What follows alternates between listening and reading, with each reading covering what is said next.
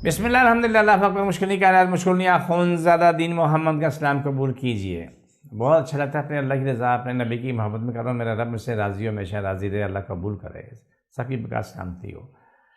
सबसे पहले मेरा एड्रेस नोट करें। मैं कराची में बैठता हूँ, बादराबाद 4 मीनार चुरंगी पे कैलिफोर्निया पिज़्ज़ा, उसके पीछे वाली बिल्डिंग क्रिस्टल व्यू है। वहीं आ जाएँ सुबह 11 से रात 8 रोज़ाना, इतवार सुबह 10 से दोपहर 2 का टाइम होता है।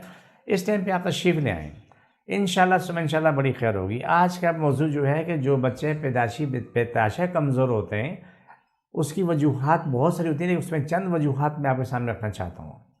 सबसे पहला काम तो ये है कि बच्चे की माँ का सेहतमंद होना बहुत ज़रूरी है औलाद पैदा करने के लिए, क्योंकि ज़िंदगी में गलतियाँ होती हैं, खाने पीने की वजह से बहुत बड़ी गलतियाँ होती हैं। चटोरे होते हैं, हर चीज़ खाते हैं मर्ज़ी के मुताबिक, लेकिन उसका जिस्म उसे कबूल नहीं करता है, जिसकी वजह से कोई भी औरत जब हामला होती है, उसका बच्चा जो है ना, या तो वो बहुत छोटा पैदा होता है या वो उसको कई बीमारियों के साथ पैदा होता है। अगर औरत सेहतमंद है, औरत मजबूत है, तो उसमें 90% चांस है उसकी औलाद जो है ना महफूज होगी और सेहतमंद पैदा होगी। लेकिन यहाँ दुख की बात यह है कि मुँह के मज़े बहुत ज़रूरी हैं, मज़ा का खाना बहुत ज़रूरी है, जो चीज़ें दिल चाहता है वो खानी ज़रूरी हैं। लेकिन मेरा मानना ये, जो मैंने जितनी रिसर्च की है उसके मुताबिक, जो औरत उम्मीद से हो जाए वो खाने पीने में इख्तियार करे, हर चीज़ ना खाए, वो चीज़ खाए जिसको उसके लिए, उसके आने वाली औलाद के लिए सेहत बने। सेहतमंद चीज़ें क्या? टिंडा, लौकी, तोरी, बकरे गोश्त, अंडे की सफ़ेदी है।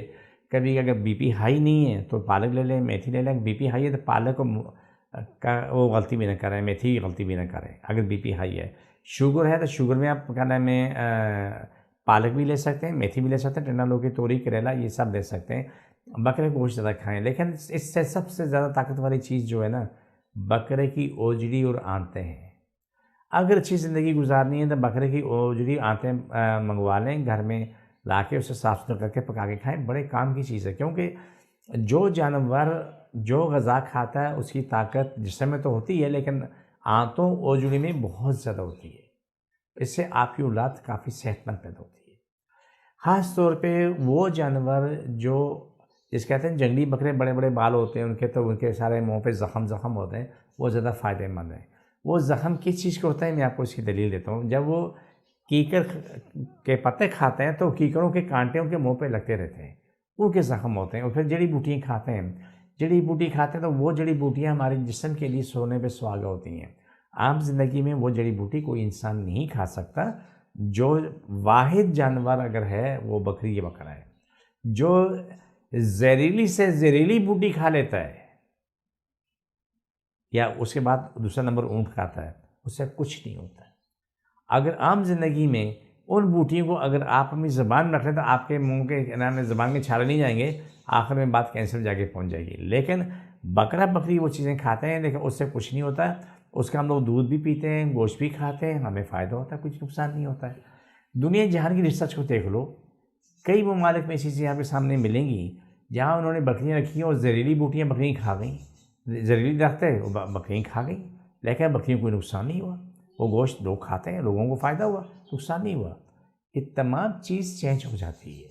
तो आप कोशिश करें कि जो भी औलाद के लिए जो आप अल्लाह ताला से आपको नेक सेहतमंद औलाद दे, वो लंबी ज़िंदगी वाली औलाद दे, लेकिन उनके लिए चीज़ें फ़ायदेमंद हैं जो मैंने आपको बताई हैं। बकरे गोश्त, अगर वो देसी बकरे जिसको बोलते हैं कि जंगली बकरा बोलते हैं, वो आपके लिए फ़ायदेमंद है, उसका गोश्त ज़्यादा से ज़्यादा इस्तेमाल करें।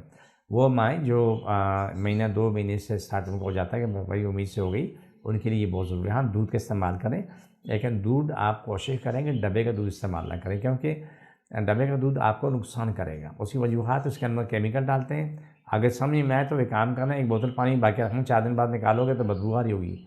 लेकिन आप बाज़ार से पानी की बोतल लोगे तो 6 महीने बाद बहुत ही बदबू नहीं आती। क्यों? उसमें केमिकल है। वो केमिकल इंसान के जिस्म को ख़राब करता है।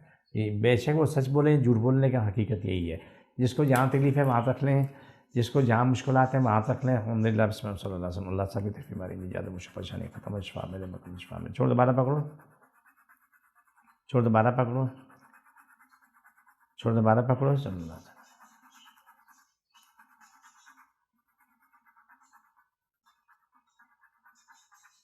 छोड़ दे, मेरा प्रोग्राम काफ़ी है, मरीज़ मिलती है, मुझे इजाज़त, फ़ी अमानिल्लाह।